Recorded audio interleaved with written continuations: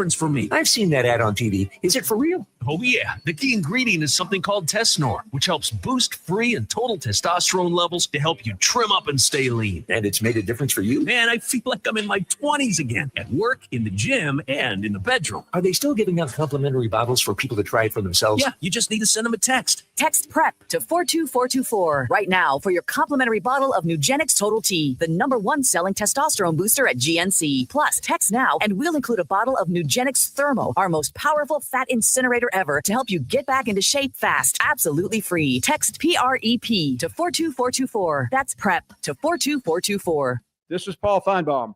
That'll do it for me today. Coming up next, The Drive with Wes Neighbors and Steve Moulton on 97.7 ESPN, The Zone. We aren't a winning school. We are a championship school, and we make legends. Join the Crimson Tide as they look to continue to rise to the top of the NCAA basketball mountain. Every game, all season, right here on your home for Alabama basketball, the Crimson Tide Sports Network from Learfield. You don't have to go somewhere else just so you can go somewhere new. Plan your next vacation with Huntsville International Airport and Breeze Airways. Enjoy friendly, convenient, nonstop travel to some of the most exciting destinations in the U.S., including the home of iconic casinos, world-class shows, dining, and entertainment. Las Vegas. With flights starting as low as just $79, Breeze has got you covered with easy, breezy, nonstop flights to Las Vegas. Book nonstop to Las Vegas now at flybreeze.com. I'm here with Stan McDonald of Jacob Title. Stan, I've heard that every real estate closing at Jacob Title is a very big deal. Why is that? Wes, I'm reminded of a very impactful statement that I heard from Coach Gene Stallings years ago when he talked about big games and little games. He said he didn't like that comparison. He says, because try losing one of those little games, and if you ever do, it ends up being the biggest game all year long. Well, it's the same thing with real estate closings. Every game, every closing is a very big deal at Jacob Title. Because when it's your closing and your contract on the line, it's a very big deal, and we understand that at Jacob Title. So it sounds like whether your client is a first-time residential buyer or a multi-million-dollar investor, they can expect your A game. That's exactly right. As a matter of fact, when you bring your real estate closing to us at Jacob Title, we understand it's all about trust and confidence. And when Stan McDonald tells you that a chicken dips snuff, you can look under his wing for the box. And like Beams likes to say, there's no doubt about it. Mike Rowe here with a quick question. Is your concrete sinking? Whether it's your driveway, sidewalk, or patio, those uneven surfaces are not just ugly, they're dangerous. That's where AFS comes in, a groundworks company. They use state-of-the-art concrete lifting solutions to prevent tripping hazards, and they're the best at what they do. Schedule your free inspection at afsrepair.com/row. And while you're there, check out my latest dirty job. It's a good one. Licensed in all states where work is performed. See website for details. There's power in caring when it is put into action. Each year, our bankers serve on nonprofit boards, support our local educators, and volunteer with our hometown food bank. I'm Bobby Humphrey, Vice President of Business Development for Bryan Bank, and community service is just not a line item in our mission statement. It's who we are. Because after all, Alabama is our home too. That kind of commitment to community might not be what you would expect from a bank, but it's exactly what you can expect from us. Give us a call or stop by one of our 2 offices in the Huntsville area and experience unbeatable service and legendary results. Bryan Bank Equal Housing Lender, NMLS ID 2428943, member FDIC. The Bass Pro Shops Red Crest Championship Outdoor Expo will be at the Von Braun Center April 4th, 5th, and 6th in conjunction with the MLF Red Crest Championship on Lake Guntersville. The Outdoor Expo will be open from 11 to 6:30 daily, and the first 200 kids 14 and under on Saturday will receive a free Abu Garcia rod and reel, courtesy of WHNT News 19. There will be hourly giveaways, tackle and boat deals, seminars, and a chance to meet the pros. And it's free of charge. The Bass Pro Shops Red Crest Championship Outdoor Expo, April 4th through 6th at the BBC. Want to save some money? I can take money and I can make it into more money. Just check out our zone deals online at 977ESPN.com. We are 977 ESPN The Zone. WCZN, Union Grove, Huntsville, Alabama. 977 ESPN The Zone. This hour is brought to you by Woody Anderson Ford, Alabama's F-150 Superstore. Welcome to The Drive with Wes Neighbors and Steve Moulton. Call into the Neighbors Wealth Management Hotline, 256-576-4977. That's how I roll. And I'm not going to drink and drive anymore. That's 256-576-4977. Now, here's Wes and Steve. Welcome, everyone, to a very abbreviated edition of The Drive before March Madness takes over. And no, I'm not Steve Moulton. He's still coming back from, Florida and the Miami area where Nova Southeastern unfortunately ended our Chargers season. The Chargers end the year 32-2 with 2 losses to Nova Southeastern. But what a season, what a first year for Mick Hedgepeth. He did an amazing job with that squad in their first season, and he's got a very bright future at UAH. And this is one of the best seasons in UAH history, no question about it. As Steve Moulton said to a text to me this morning when Scott Tyson and I brought you Talking Ball, this one hurt. It did. It reminded me a lot of Huntsville High this year, and then the boys' journey where they finished 32-2 and had a very tough loss to the eventual state champions by 3, the Hoover Bucks. And same way with this situation, the Nova Southeastern's number 1 in the country. They may very well win the national championship on the Division II level, but UAH, they were down 17 the first half, cut it to 1 in the second half with 2.5 minutes. Just could not quite, pull it out. Lost 76-69. But what a run! And Steve will be back in the saddle tomorrow. But we got March Madness, man. It's the best time of the year. We had the first 4 yesterday on 97.7 The Zone after UAH basketball, and certainly we had an outstanding first game, 70-68. Alabama State gets their first ever win in the NCAA tournament. So congrats to the boys from Montgomery. And now their reward is to play the number 1 overall seed Auburn Tigers from their backyard. And that's going to be quite a matchup coming up on Thursday. But I'm here with Wes Neighbors. Wes, I know it's going to be a brief show today, but we are the home for March Madness now at 97.7 The Zone. It's a great time of year. No doubt. It's basketball season, right? Right.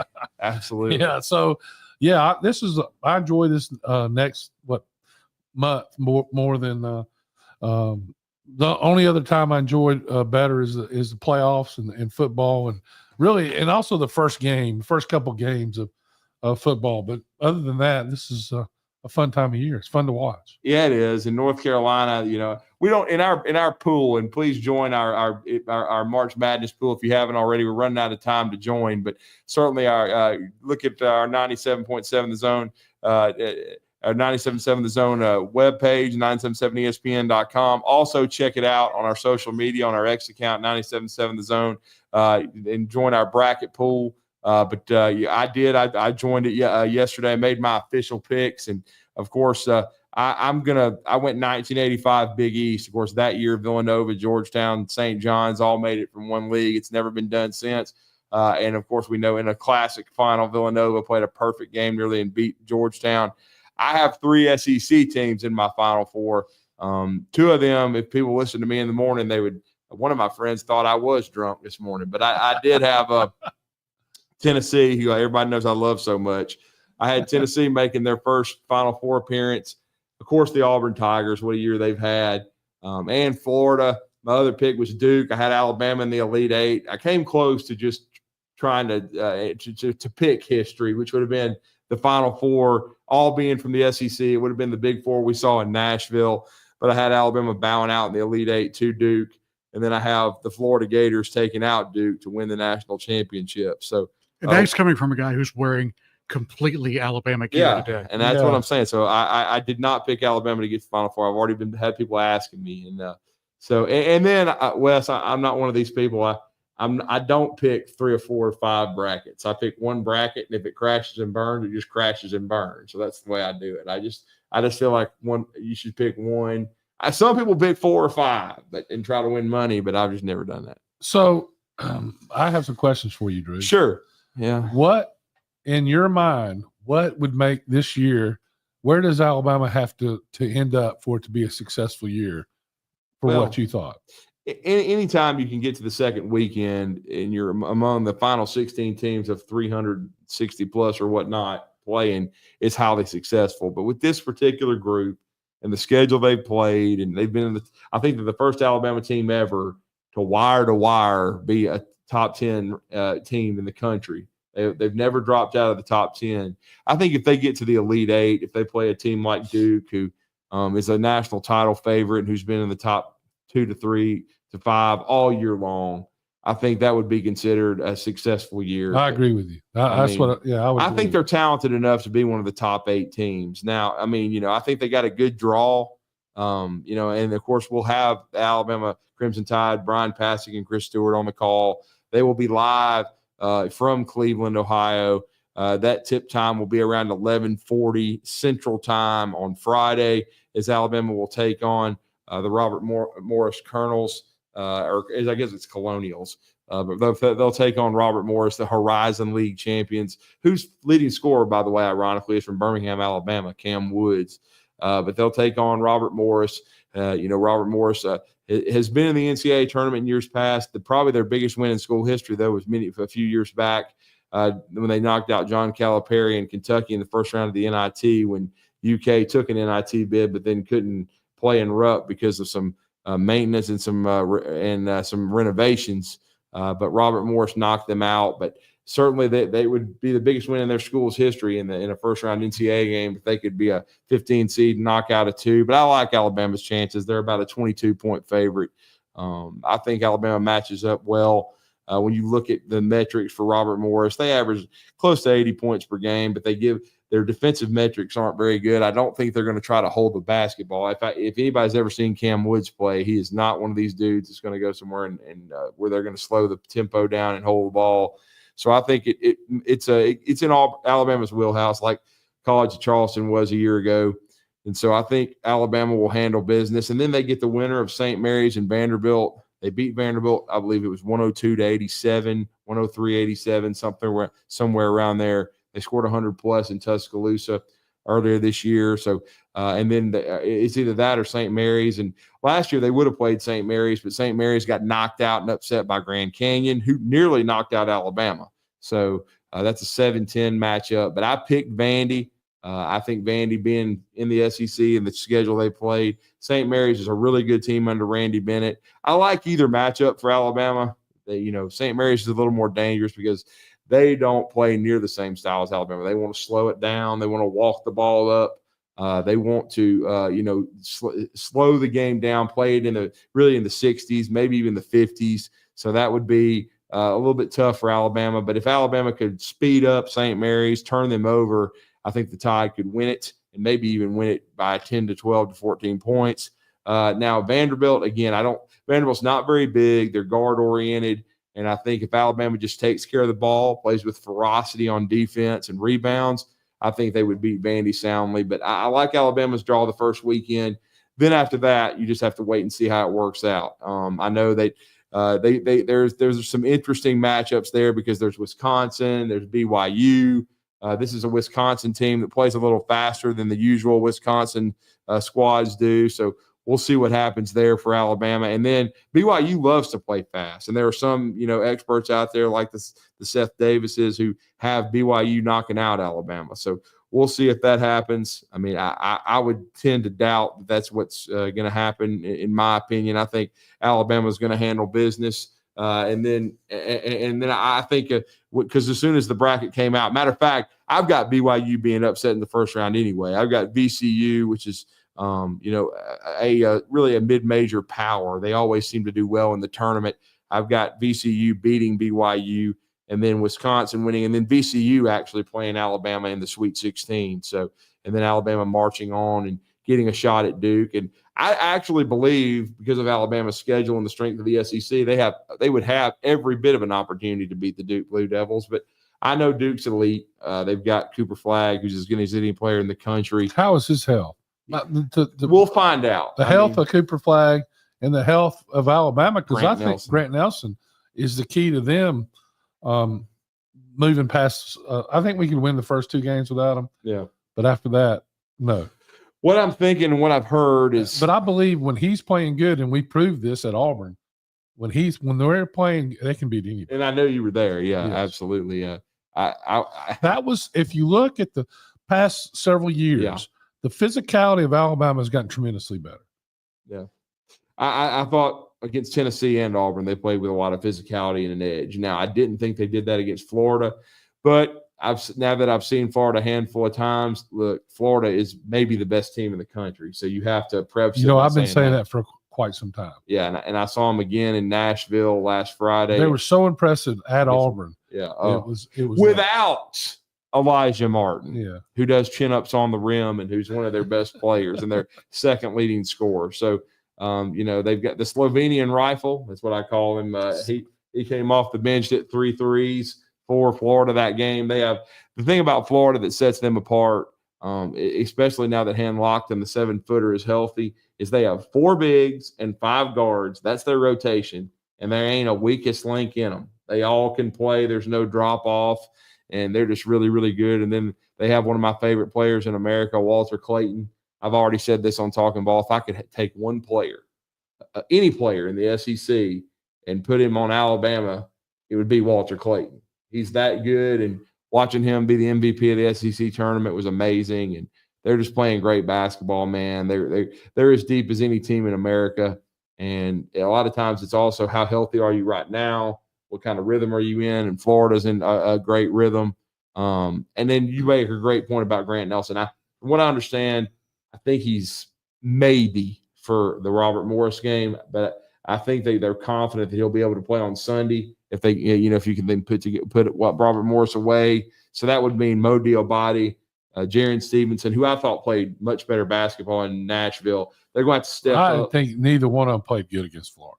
Well, I mean, Jaron Stevenson played pretty decent the first half. The second half, he played awful. Well, the whole team played bad the second half. I mean, it was a 47-45 game. Then you lose by 23. Yeah. But I still thought Jaron did some good things, and there wasn't a lot of good things happening, but he made some happen. And, and he played really well against Kentucky. He has trouble driving the ball.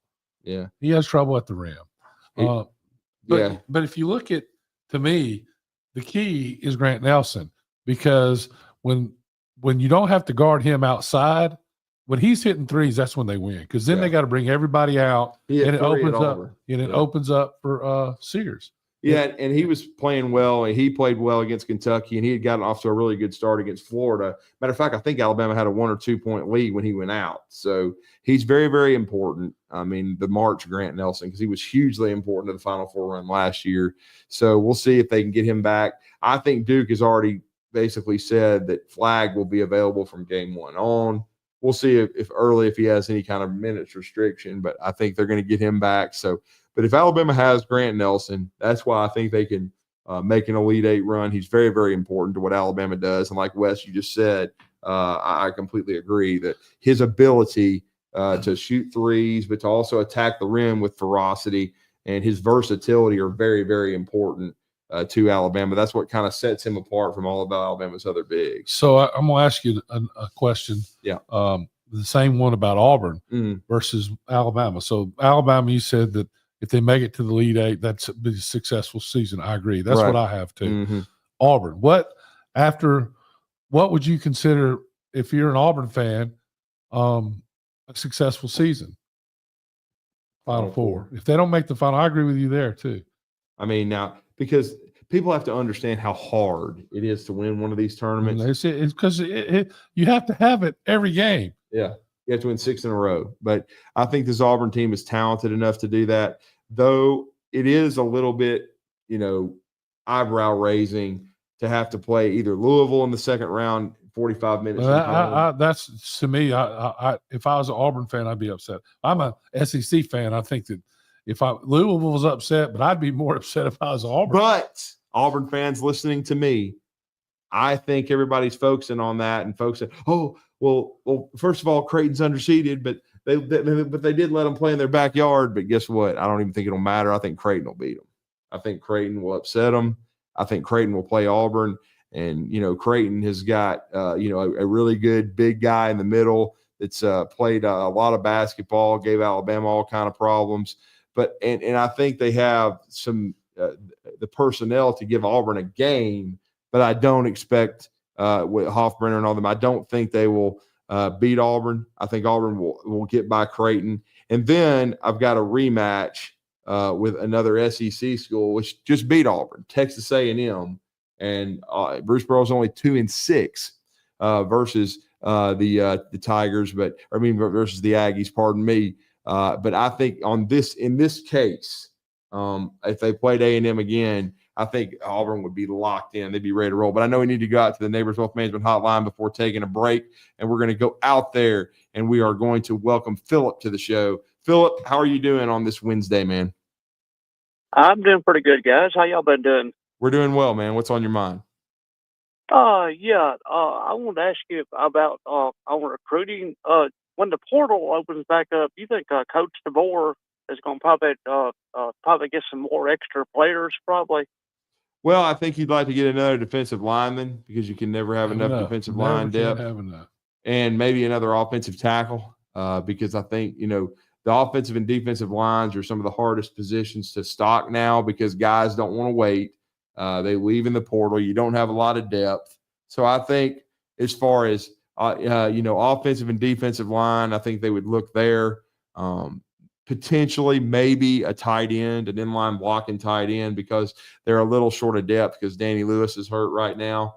And they've had some other guys leave, like Ty Lockwood and some of those guys in the portal. So I think a tight end and offensive and defensive line would probably be the biggest areas. Maybe a linebacker, depending on how some other guys develop in spring practice. Yeah. Okay. All right. Okay. Well, that's what I wanted to ask y'all about. Yeah. Y'all have a good night. I appreciate it. Appreciate it, Philip. I appreciate the call. And, Alabama had their pro day today, too, that they did not practice. So what was on your mind, Wes? So when is Alabama scrimmage? I don't next Saturday. Well, they got the coaches clinic coming up too, but yeah, I believe they scrimmage next Friday. Now he does it different than Saban. He does it on a Friday, and then they're going to have A-Day on the 12th. So they might even scrimmage a little bit this weekend. We'll find that out, and that might be on a Friday or a Saturday, but we'll see. But they've got scrimmages slated for the next two ends of the week on Friday next week on April the 4th. And then we know A-Day's on April the 12th. I don't know that it'll even be a scrimmage. It'll be something. But I think they also scrimmage at the end of this week on Friday because, again, DeBoer's a little bit different than Nick Saban. And Nick Saban was always the same from the standpoint of his practice schedule. Everything. Hell, yeah. It was like you could book it, Dano, as they used to say on Hawaii 5-0. So, he would always have it on Saturdays. But we need to take our only break of the show. When we come back, phone lines open to you, 256-576-4977 here on this edition of The Drive. Drew DeArmond and West Neighbors. Stay with us. You're listening to The Drive with Wes Neighbors and Steve Moulton on 97.7 ESPN The Zone. Hey, folks, Bobby White back again for Woody Anderson Ford, and I'm here to tell you it's truck month. No payments for 90 days on 24 and 25 models of F-150, Ranger, Maverick, Super Duty, and Lightning. We've got over 220 F-150s for you to choose from with generous finance rates and the best deals of the year on America's best-selling truck for 48 years in a row. Great deals on Bronco, Bronco Sport, Expedition, and Explorer 2. Come check those out. But right now at Woody Anderson Ford, you can drive a 2024 F-150 XLT Hybrid for as little as $339 a month.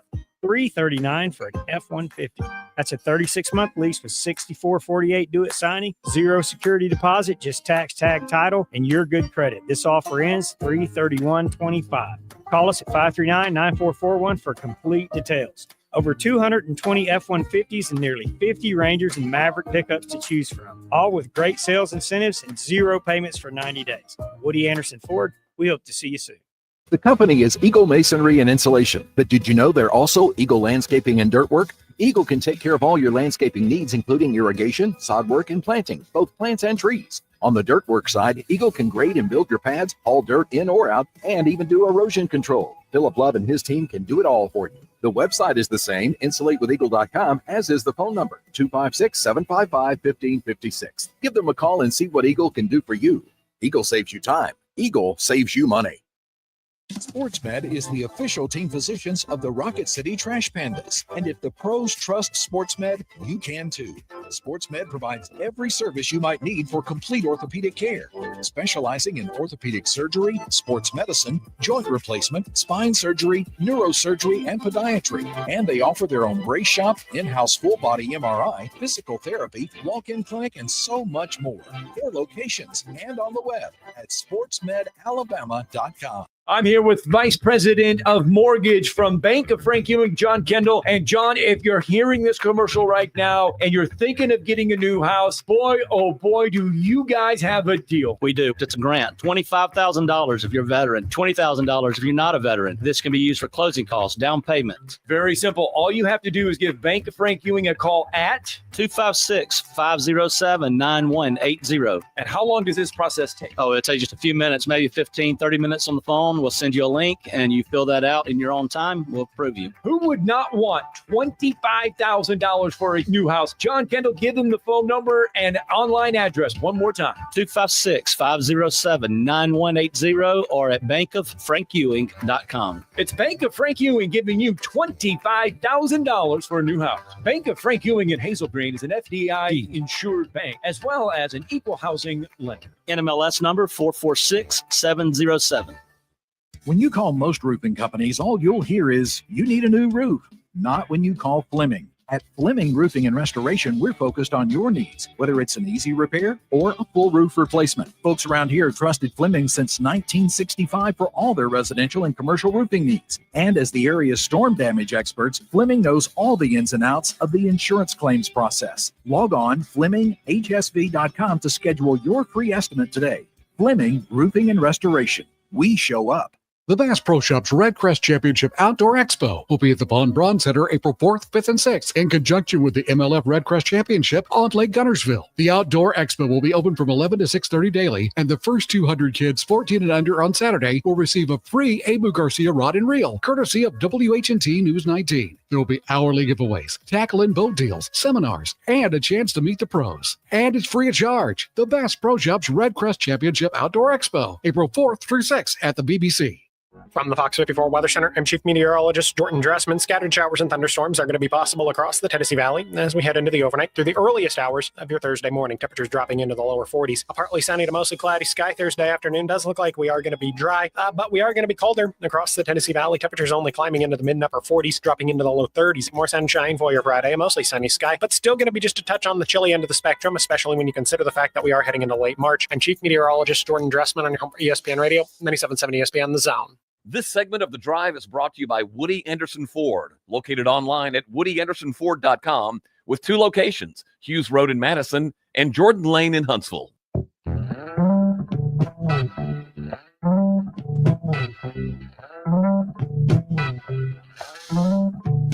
Short time left here on this very brief edition of The Drive. If you want to call in, 256-576-4977. Drew DeArmond, West Neighbors, as we are walking you up to the first 4. And there's going to be another really good, matchup tonight, too, in the first 4, because I'm really interested in this Xavier-Texas game. It will be your nightcap. Xavier in Texas, of course, that'll involve an SEC team that I didn't think was going to get in the Longhorns. The Longhorns got in. One of the last teams in, but Xavier in Texas, I'm going to take the Longhorns, I think, in this one and hope and Rodney Terry needs it because he may get fired if he loses it. But Sean Miller and Xavier against Texas, that will be your 8-10 matchup on True TV. The first one, which will be starting about 10 minutes after we wrap it up here, will be Mount St. Mary's and American. I do not know who to pick in this game. We usually, it doesn't count toward our bracket contest that you need to join on 97.7 The Zone, our ESPN bracket challenge. But if I'm just going to take one blindly, I'm going to go ahead and go with Mount St. Mary's and Texas tonight as my 2 picks. But we'll see. But that's going to be your 2 games, 5:40 Mount St. Mary's and American live from Dayton, and then Xavier in Texas as the first 4 will wrap up. And then the action will start on Thursday.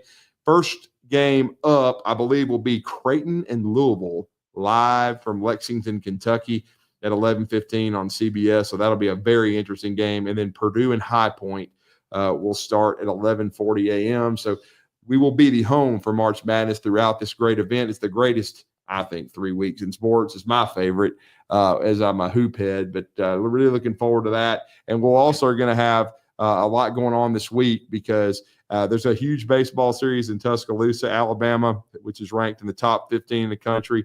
They are now 21-1. They're going to be taking on the Tennessee Vols, who are number 1 in the country. The defending national champs are coming to Tuscaloosa. Tennessee just lost their first game of the year to East Tennessee State last night. So they'll come in a little angry, but they're going to take on the University of Alabama. So looking forward to that. And of course, that'll be a huge statement could be made by Rob Vaughn and Alabama baseball as they swept Texas A&M on the road in their first conference weekend last weekend. So that's going to be going on. And then, of course, we had pro day today at the University of Alabama. Jalen Milroe did pretty well, ran in the 4.4s, no shock there. I mean, he's a freakazoid athlete, threw the ball against air pretty well. And had a dinner with the brass of the Pittsburgh Steelers last night. That's been well documented. Mike Tomlin, quarterback coach, offensive coordinator, the whole group, as they are seriously evaluating Jalen Milroe as a prospect for them. I think they would be evaluating him as a developmental guy because I think they're still going to bring in either Russell Wilson back or maybe Aaron Rodgers. We'll see. But certainly the Steelers seem interested in Jalen Milroe. No question about that. But then Alabama, I think, is going to have their first scrimmage this weekend. I wonder how many Pittsburgh Steelers, how many quarterbacks they signed the last 3 years. Oh, I mean, 10? Look, I mean, Justin Fields they had for a year, and he's already ruined his life and signed with the Jets. Hey, Marty Lyons, don't kill me. But I'm just saying. I know you work for him, but the Jets is. Now we love Phil Savage, but the Jets, I'm just telling you, they're something. And it's not good sometimes when you talk about their organization. But, yeah, I mean, it's going to be interesting to see. And right now, the interesting part with a lot of these mock drafts, and I can't stand them, but there's only one now first-rounder slated for Alabama. Now, he's rocketing up the charts, Wes. Jahad Campbell, who I know you think a lot of. He is now in the top 10. He just jumps out on the film. Yeah, he's such a great athlete. Yeah, and he covers well. Yeah. Which is, he's like a big, strong safety type guy, which is they love. Can play on every down. And he can rush. Yeah, he can play on every down, and he can rush the passer. He actually does that very well. I don't think he did it enough while he was at Alabama. Well, because they had Dallas Turner and Will Anderson. Yeah, that was one of the problems. Well, I mean, that was a couple of years ago. But, yeah. But last year, I thought he did well. He had a big sack against LSU, strip fumble, which really led to the blowing up on the scoreboard. So he made a great play 2 years ago against Tennessee, turned the game around. He did. He just makes plays, and that's the guy. He's a difference maker. This guy you want to draft in the first round, a guy that's he looks like he's one of those werewolf looking guys, and he's fast. He's a good kid. He works hard. That's what you want. This is an investment. That's what you got to look about it. The way I look at it is this investment.